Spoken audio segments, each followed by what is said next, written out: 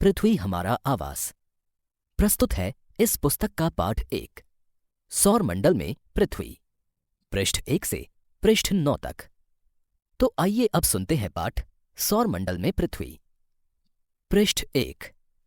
सूर्यास्त के बाद आकाश को देखना कितना अच्छा लगता है। आसमान में पहले 1 या 2 चमकते बिंदु ही दिखते हैं, लेकिन बाद में इनकी संख्या बढ़ती जाती है। आप उनकी गणना नहीं कर सकते। संपूर्ण आकाश छोटी छोटी चमकदार वस्तुओं से भर जाता है, जिनमें से कुछ चमकीले होते हैं एवं कुछ धुंधले। ऐसा प्रतीत होता है मानो आकाश में हीरे जड़े हों। इनमें से कुछ टिमटिमाते प्रतीत होते हैं, लेकिन अगर आप उनको ध्यान से देखेंगे तो आप पाएंगे कि इनमें से कुछ की टिमटिमाहट अन्य से अलग है। ये बिना किसी टिमटिमाहट के चंद्रमा के समान चमकते हैं। इन चमकीली वस्तुओं के साथ आप लगभग प्रतिदिन चंद्रमा को भी देखते हैं। ये अलग अलग समय पर अलग आकार तथा अलग स्थितियों में दिखाई पड़ता है। आप पूर्ण चंद्र को लगभग 1 महीने में 1 बार देख सकते हैं। ये पूर्ण चंद्रमा वाली रात या पूर्णिमा होती है। 15 दिन बाद आप इसे नहीं देख सकते। यह नए चंद्रमा की रात्रि या अमावस्या होती है। ऐसी रात में अगर आसमान साफ है तो आप आसमान का अवलोकन अच्छी तरह से कर सकते हैं। क्या आपको इस बात पर आश्चर्य नहीं होता है कि हम दिन के समय चंद्रमा एवं इन सभी छोटी चमकीली वस्तुओं को क्यों नहीं देख पाते हैं? ऐसा इसलिए है क्योंकि सूर्य के अत्यधिक तेज प्रकाश के कारण रात के समय चमकने वाली वस्तुओं को हम दिन में नहीं देख पाते हैं। सूर्य, चंद्रमा तथा वे सभी वस्तुएं जो रात के समय आसमान में चमकती हैं, खगोलीय पिंड कहलाती हैं। कुछ खगोलीय पिंड बड़े आकार वाले तथा गर्म होते हैं। ये गैसों से बने होते हैं। इनके पास अपनी ऊष्मा तथा प्रकाश होता है, जिसे वे बहुत बड़ी मात्रा में उत्सर्जित करते हैं। इन खगोलीय पिंडों को तारा कहते हैं। सूर्य भी एक तारा है। आओ कुछ करके सीखें। आपको आवश्यकता होगी एक टॉर्च, एक सादा कागज, पेंसिल तथा एक सुई। चरण 1। कागज के मध्य में टॉर्च को इस प्रकार रखें कि उसका कांच कागज से सटा रहे। 2। अब टॉर्च के कांच के चारों ओर एक वृत्त खींचें। 3। कागज पर वृत्त के क्षेत्र में सुई से छोटे छोटे छेद करें। 4। अब कागज के छिद्रित वृत्तीय भाग को कांच पर सामने की तरफ रखें तथा टॉर्च के चारों ओर कागज को लपेटकर रबड़ बैंड लगा दें। 5। ध्यान रखें कि टॉर्च की स्विच कागज के बाहर रहे। 6। अंधेरे कमरे में एक सादी दीवार की ओर मुंह करके इस टॉर्च को लेकर कुछ दूरी पर खड़े हो जाएं। दूसरी सभी बत्तियों को बुझा दें। अब टॉर्च की रोशनी को दीवार पर डालें। आप दीवार पर प्रकाश के अनेक छोटे बिंदुओं को देखेंगे, बिल्कुल वैसे ही जैसे रात के समय आसमान में तारे चमकते हैं। 7। अब कमरे की सभी बत्तियों को जला दें। प्रकाश के सभी बिंदु लगभग अदृश्य हो जाएंगे। 8। आप इसकी तुलना उस अवस्था से कर सकते हैं जब रात्रि के समय आसमान में चमकने वाले तारे सूर्योदय के बाद अदृश्य हो जाते हैं। पृष्ठ 2। रात के समय चमकते हुए अनगिनत तारे सूर्य के समान ही हैं, लेकिन हमसे बहुत अधिक दूर होने के कारण हम लोग उनकी ऊष्मा या प्रकाश को महसूस नहीं करते हैं तथा वे अत्यंत छोटे दिखाई पड़ते हैं। आपने अवश्य ध्यान दिया होगा कि कुछ दूरी से देखने पर सभी वस्तुएं छोटी दिखाई पड़ती हैं। अत्यधिक ऊंचाई पर उड़ रहा हवाई जहाज कितना छोटा दिखाई देता है। रात्रि में आसमान की ओर देखते समय आप तारों के विभिन्न समूहों द्वारा बनाई गई विविध आकृतियों को देख सकते हैं। ये नक्षत्र मंडल कहलाते हैं। अर्सा मेजर या बिग बै इस प्रकार का एक नक्षत्र मंडल है। बहुत आसानी से पहचान में आने वाला नक्षत्र मंडल है सप्तऋषि। सप्त अर्थात 7, ऋषि अर्थात संत। यह 7 तारों का समूह है जो कि नक्षत्र मंडल अर्सा मेजर का भाग है।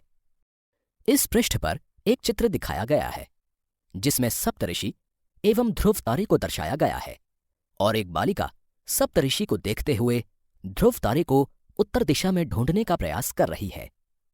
अपने परिवार या पड़ोस में किसी बड़े व्यक्ति से कहिए कि वो आपको आसमान में और अधिक तारों ग्रहों तथा नक्षत्र मंडलों को दिखाएं। प्राचीन समय में लोग रात्रि में दिशा का निर्धारण तारों की सहायता से करते थे। उत्तरी तारा उत्तर दिशा को बताता है। इसे ध्रुव तारा भी कहा जाता है। यह आसमान में हमेशा एक ही स्थान पर रहता है। हम सप्तऋषि की सहायता से ध्रुव तारे की स्थिति को जान सकते हैं। चित्र 1.1 में आप देखेंगे कि यदि सप्तऋषि मंडल के संकेतक तारों को आपस में मिलाते हुए एक काल्पनिक रेखा खींची जाए एवं उसे आगे की ओर बढ़ाया जाए तो यह ध्रुव तारे की ओर इंगित करेगी। कुछ खगोलीय पिंडों में अपना प्रकाश एवं ऊष्मा नहीं होती है। वे तारों के प्रकाश से प्रकाशित होते हैं। ऐसे पिंड ग्रह कहलाते हैं। ग्रह, जिसे अंग्रेजी में प्लैनेट्स कहते हैं, ग्रीक भाषा के प्लैनेटाई शब्द से बना है, जिसका अर्थ होता है परिभ्रमक, अर्थात चारों ओर घूमने वाले। पृथ्वी, जिस पर हम रहते हैं, एक ग्रह है। यह अपना संपूर्ण प्रकाश एवं ऊष्मा सूर्य से प्राप्त करती है, जो पृथ्वी के सबसे नजदीक का तारा है। पृथ्वी को बहुत अधिक दूरी से, जैसे चंद्रमा से देखने पर, यह चंद्रमा की तरह चमकती हुई प्रतीत होगी। कुछ रोचक तथ्य। बृहस्पति, शनि तथा यूरेनस के चारों ओर छल्ले हैं। ये छल्ले विभिन्न पदार्थों के असंख्य छोटे छोटे पिंडों से बनी पट्टियां हैं। पृथ्वी से इन छल्लों को शक्तिशाली दूरबीन की सहायता से देखा जा सकता है। पृष्ठ 3। इस पृष्ठ पर हमारे सौर मंडल के विषय में बताया गया है। इस पूरे पृष्ठ पर एक चित्र दिया गया है जो हमारे सौर मंडल में स्थित सूर्य और उसके चारों ओर चक्कर लगा रहे ग्रहों को दर्शाता है। साथ ही इस चित्र में क्षुद्र ग्रहों की पट्टी को भी दर्शाया गया है। इसके अलावा इस चित्र में प्रत्येक ग्रह की सूर्य से दूरी और उसकी कक्षा को भी दर्शाया गया है। इस चित्र में दूरी मिलियन किलोमीटर्स में दी गई है। 1 मिलियन में 10 लाख किलोमीटर होते हैं। इस चित्र में नीचे ग्रहों से संबंधित कुछ महत्वपूर्ण जानकारियां दी गई हैं।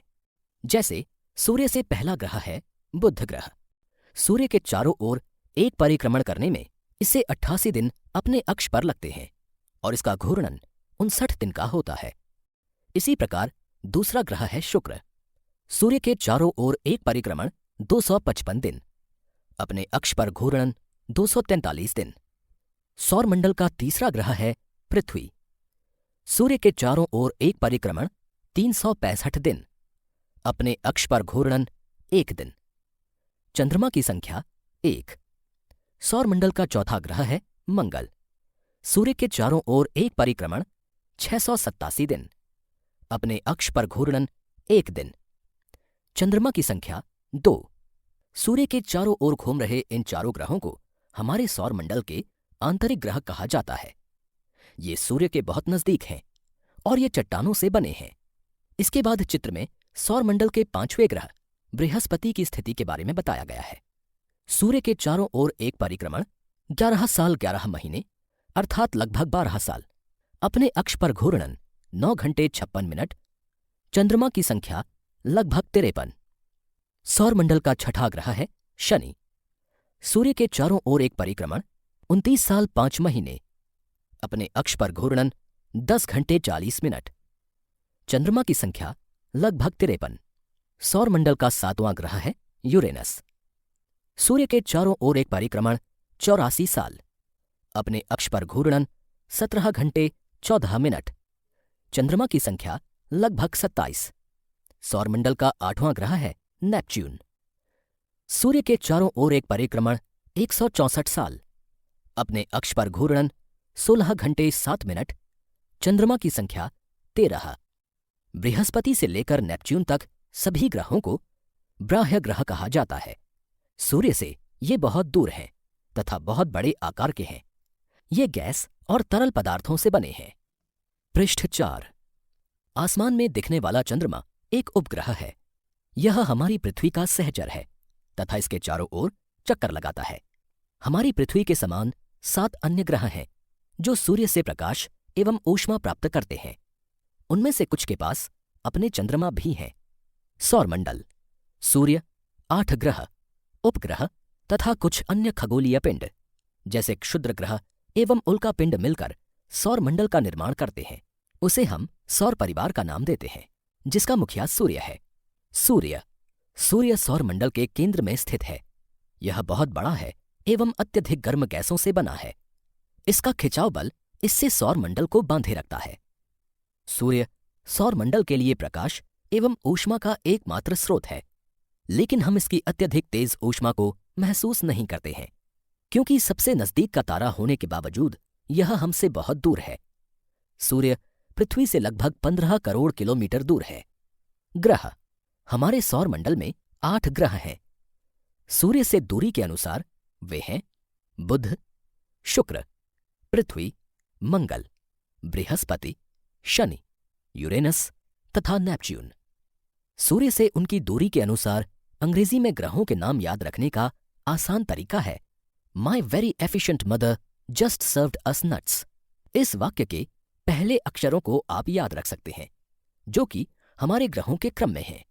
सौरमंडल के सभी 8 ग्रह एक निश्चित पथ पर सूर्य का चक्कर लगाते हैं। ये रास्ते दीर्घवृत्ताकार में फैले हुए हैं। ये कक्षा कहलाते हैं। बुध सूर्य के सबसे नजदीक है। अपनी कक्षा में सूर्य के चारों ओर एक चक्कर लगाने में इसे केवल 88 दिन लगते हैं। शुक्र को पृथ्वी का जुड़वां ग्रह माना जाता है, क्योंकि इसका आकार एवं आकृति लगभग पृथ्वी के ही समान है। अभी तक प्लूटो भी एक ग्रह माना जाता था, परंतु अंतर्राष्ट्रीय खगोलीय संगठन ने अपनी बैठक अगस्त 2006 में यह निर्णय लिया कि कुछ समय पहले खोजे गए अन्य खगोलीय पिंड 2003 UB 313 सिरस तथा प्लूटो बौने ग्रह कहे जा सकते हैं। क्या आप जानते हैं, पौराणिक रोमन कहानियों में सोल सूर्य देवता को कहा जाता है। सौर शब्द का अर्थ है सूर्य से संबंधित। इसीलिए सूर्य के परिवार को सौरमंडल यानी सोलर सिस्टम कहा जाता है। सौर शब्द का उपयोग करते हुए और अधिक शब्दों को लिखें। शब्द की उत्पत्ति। ऐसे बहुत से शब्द जिनका उपयोग हम एक भाषा में करते हैं, अक्सर वे दूसरी भाषाओं से लिए गए शब्द हो सकते हैं। उदाहरण के लिए जियोग्राफी एक अंग्रेजी शब्द है। यह ग्रीक भाषा से लिया गया शब्द है, जिसका अर्थ है पृथ्वी का विवरण। यह 2 ग्रीक शब्दों से मिलकर बना है, जिनमें GE शब्द का अर्थ है पृथ्वी एवं ग्राफिया का अर्थ है लिखना। आइए पृथ्वी के संबंध में और अधिक जानें। जियो धन लॉजी, पृथ्वी का अध्ययन। जियो धन मेट्री, पृथ्वी का मापन। जियो धन ऑइड, पृथ्वी के आकार के अनुरूप। क्या आप जानते हैं, रात में आसमान को देखकर मनुष्य हमेशा से मोहित हुआ है। खगोलीय पिंडों एवं उनकी गति के संबंध में अध्ययन करने वालों को खगोल शास्त्री कहते हैं। आर्यभट्ट प्राचीन भारत के प्रसिद्ध खगोल शास्त्री थे। उन्होंने कहा था कि सभी ग्रह तथा चंद्रमा परावर्तित सूर्य प्रकाश के कारण चमकते हैं। आज विश्व के सभी भागों में खगोलविद ब्रह्मांड के रहस्यों को खोजने में लगे हैं। पृष्ठ 5। पृथ्वी। सूर्य से दूरी के हिसाब से पृथ्वी तीसरा ग्रह है। आकार में यह 5वां सबसे बड़ा ग्रह है। यह ध्रुवों के पास थोड़ी चपटी है। यही कारण है कि इसके आकार को भू-आभ कहा जाता है। भू-आभ का अर्थ है पृथ्वी के समान आकार। जीवन के लिए अनुकूल परिस्थितियां संभवतः केवल पृथ्वी पर ही पाई जाती हैं। पृथ्वी न तो अधिक गर्म है और न ही अधिक ठंडी। यहां पानी एवं वायु उपस्थित है, जो हमारे जीवन के लिए आवश्यक है। वायु में जीवन के लिए आवश्यक गैसें जैसे ऑक्सीजन मौजूद है। इन्हीं कारणों से पृथ्वी सौरमंडल का सबसे अद्भुत ग्रह है। अंतरिक्ष से देखने पर पृथ्वी नीले रंग की दिखाई पड़ती है, क्योंकि इसकी 2/3 सतह पानी से ढकी हुई है। इसलिए इसे नीला ग्रह कहा जाता है। चंद्रमा। हमारी पृथ्वी के पास केवल एक उपग्रह है, चंद्रमा। इसका व्यास पृथ्वी के व्यास का केवल 1/4 है। यह इतना बड़ा इसलिए प्रतीत होता है क्योंकि यह हमारे ग्रह से अन्य खगोलीय पिंडों की अपेक्षा नजदीक है। यह हमसे लगभग 3,84,400 किलोमीटर दूर है। अब आप पृथ्वी से सूर्य एवं चंद्रमा की दूरियों की तुलना कर सकते हैं। इस पृष्ठ पर एक चित्र दिया गया है। इस चित्र में अंतरिक्ष से लिया गया चंद्रमा का चित्र दिखाया गया है।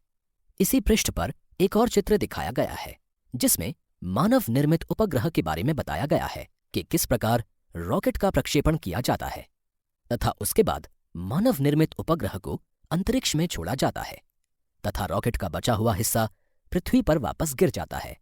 इसके बाद छोड़े गए उपग्रह को उसकी कक्षा में प्रवेश कराने का दृश्य दिखाया गया है। क्या आप जानते हैं, प्रकाश की गति लगभग 3 लाख किलोमीटर प्रति सेकंड है। इस गति के बावजूद सूर्य के प्रकाश को पृथ्वी तक पहुंचने में लगभग 8 मिनट का समय लगता है। रोचक तथ्य, नील आर्मस्ट्रॉन्ग पहले व्यक्ति थे जिन्होंने 20 जुलाई 1969 को सबसे पहले चंद्रमा की सतह पर कदम रखा। मालूम करो कि क्या कोई भारतीय चंद्रमा पर गया है। उपग्रह एक खगोलीय पिंड है जो ग्रहों के चारों ओर उसी प्रकार चक्कर लगाता है जिस प्रकार ग्रह सूर्य के चारों ओर चक्कर लगाते हैं। मानव निर्मित उपग्रह एक कृत्रिम पिंड है। यह वैज्ञानिकों के द्वारा बनाया गया है जिसका उपयोग ब्रह्मांड के बारे में जानकारी प्राप्त करने एवं पृथ्वी पर संचार माध्यम के लिए किया जाता है। इसे रॉकेट के द्वारा अंतरिक्ष में भेजा जाता है एवं पृथ्वी की कक्षा में स्थापित कर दिया जाता है। अंतरिक्ष में उपस्थित कुछ भारतीय उपग्रह इनसेट, IRS, एडुसेट इत्यादि हैं। पृष्ठ 6। चंद्रमा पृथ्वी का एक चक्कर लगभग 27 दिन में पूरा करता है।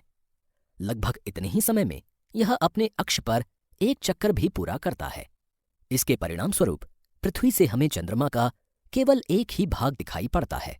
चंद्रमा की परिस्थितियां जीवन के लिए अनुकूल नहीं हैं। इसकी सतह पर पर्वत, मैदान एवं गड्ढे हैं जो चंद्रमा की सतह पर छाया बनाते हैं। पूर्णिमा के दिन चंद्रमा पर इनकी छाया को देखा जा सकता है। इस पृष्ठ पर एक प्रश्न दिया गया है। प्रश्न है, जीव एवं पौधों को जीवित रहने तथा विकास करने के लिए किन तत्वों की आवश्यकता होती है।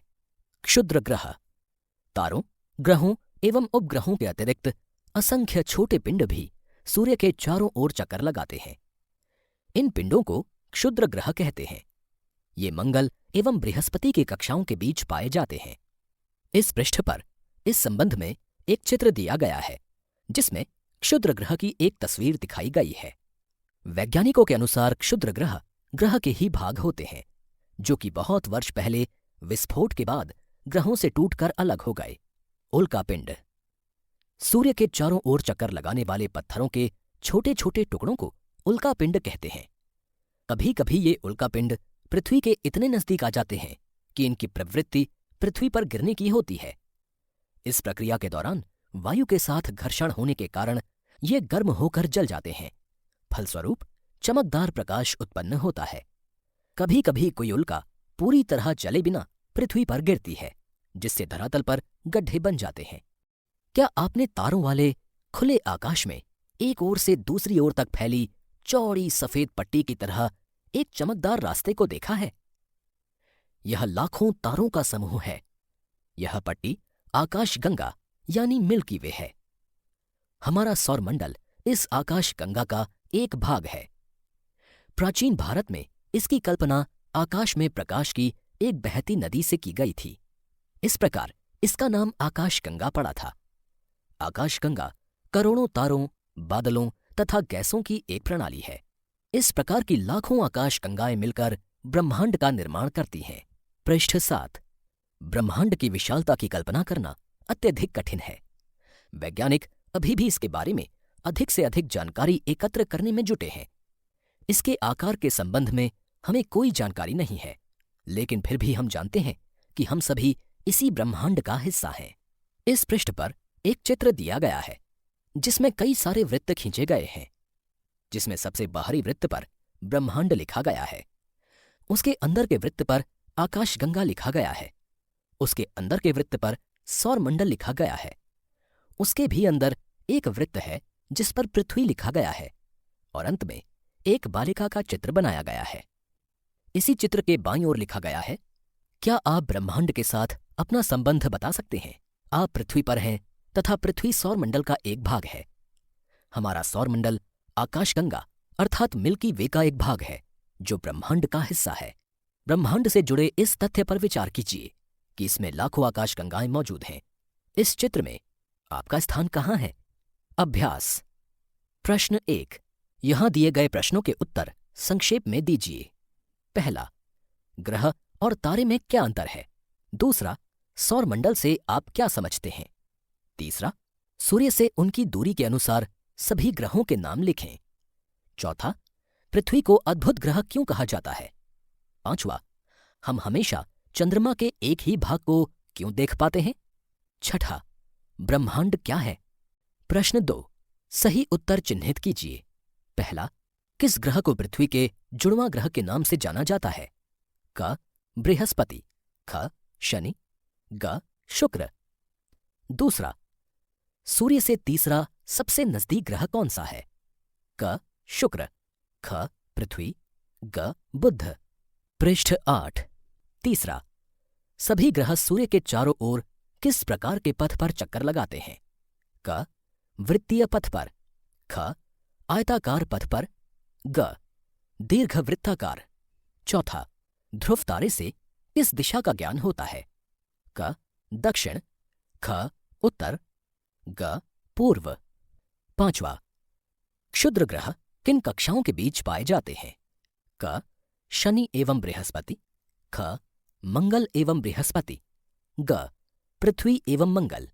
प्रश्न 3, खाली स्थान भरें। पहला, रिक्त स्थान का एक समूह जो विभिन्न प्रतिरूपों का निर्माण करता है उसे रिक्त स्थान कहते हैं। दूसरा, तारों की एक बहुत बड़ी प्रणाली को रिक्त स्थान कहा जाता है। चौथा, रिक्त स्थान पृथ्वी के सबसे करीब है। 5वां, रिक्त स्थान सूर्य से तीसरा सबसे नजदीक ग्रह है। 6ठा, ग्रहों के पास अपनी रिक्त स्थान तथा रिक्त स्थान नहीं होती है। आओ कुछ करें। पहला, सौरमंडल का एक चार्ट तैयार करें। दूसरा, छुट्टियों में एक तारामंडल को जाकर देखें तथा वहां के अपने अनुभव को कक्षा में बताएं। तीसरा, पृथ्वी एवं सौरमंडल पर एक क्विज प्रतियोगिता का आयोजन करें। आओ खेलें। पहला, हिंदी में सूर्य को सूरज भी कहा जाता है। हमारे देश की विभिन्न भाषाओं में सूर्य के नामों का पता लगाएं। अपने मित्र, शिक्षक या पड़ोसी की मदद लें। दूसरा, आप मानव सौरमंडल का निर्माण करके मनोरंजन के लिए यह खेल खेल सकते हैं। प्रथम चरण, आपकी कक्षा के सभी छात्र इसे खेल सकते हैं। एक बड़े हॉल में या खेल के मैदान पर एकत्र हो जाएं। दूसरा चरण, अब मैदान में 8 वृत्त खींचें जैसा कि आगे चित्र में दिया गया है। 5 मीटर लंबी रस्सी लेकर उस पर चौक या स्याही से प्रत्येक आधे मीटर पर एक चिन्ह लगाएं। केंद्र को चिन्हित करने के लिए वहां एक छोटी कील को रख दें। अब केंद्र में खड़े होकर रस्सी के एक सिरे को पकड़ें। पृष्ठ 9, अपने मित्र से कहें कि वो आधा मीटर वाले चिन्ह पर चौक एवं रस्सी को एक साथ पकड़कर भूमि से लगाकर केंद्र के चारों ओर घूमें। इस प्रकार आप एक वृत्त खींच लेते हैं जैसे कागज पर प्रकार एवं पेंसिल की मदद से खींचते हैं। इसी प्रकार अन्य वृत्त भी बनाएं। तीसरा चरण, 10 प्ले कार्ड तैयार करें। उनका नाम सूर्य, चंद्रमा, बुध, शुक्र, पृथ्वी, मंगल, बृहस्पति, शनि, यूरेनस एवं नेपच्यून रखें। चौथा चरण, 10 छात्रों को चुनें तथा नीचे चित्र के अनुसार खड़ा कर दें एवं प्रत्येक के हाथ में एक प्ले कार्ड दे दें। यहां एक चित्र दर्शाया गया है जिसमें 10 गोले खींचे गए हैं। प्रत्येक गोले पर हर एक ग्रह का नाम लिखा गया है तथा केंद्र में सूर्य का नाम लिखा गया है। प्ले कार्ड वितरण का क्रम, सबसे लंबा सूर्य, सबसे छोटा चंद्रमा, बुध, मंगल, शुक्र एवं पृथ्वी लगभग समान लंबाई वाले, नेपच्यून, यूरेनस, शनि तथा बृहस्पति पहले के 4 ग्रहों से लंबे लेकिन सूर्य से छोटे। अब सभी छात्रों को अपने अपने प्ले कार्ड पकड़कर अपने स्थान पर खड़े रहने को कहें। चंद्रमा वाले प्ले कार्ड पकड़े हुए छात्र को पृथ्वी वाला प्ले कार्ड पकड़े छात्र का हाथ पकड़े रहने को कहें। अब आपका सौरमंडल तैयार है। अब प्रत्येक छात्र को धीरे धीरे वामावर्त बाईं ओर की दिशा में घूमने को कहें। आपकी कक्षा यानी आपकी क्लास एक छोटे मानव निर्मित सौरमंडल में परिवर्तित हो गई है। अपनी कक्षा में घूमते समय आप अपने स्थान पर भी घूमिए। दक्षिणावर्त दिशा में घूमने वाले शुक्र एवं यूरेनस को छोड़कर शेष सभी को वामावर्त दिशा में घूमना चाहिए। इसी के साथ 8 पाठों की इस पुस्तक का पहला पाठ यहां समाप्त हुआ।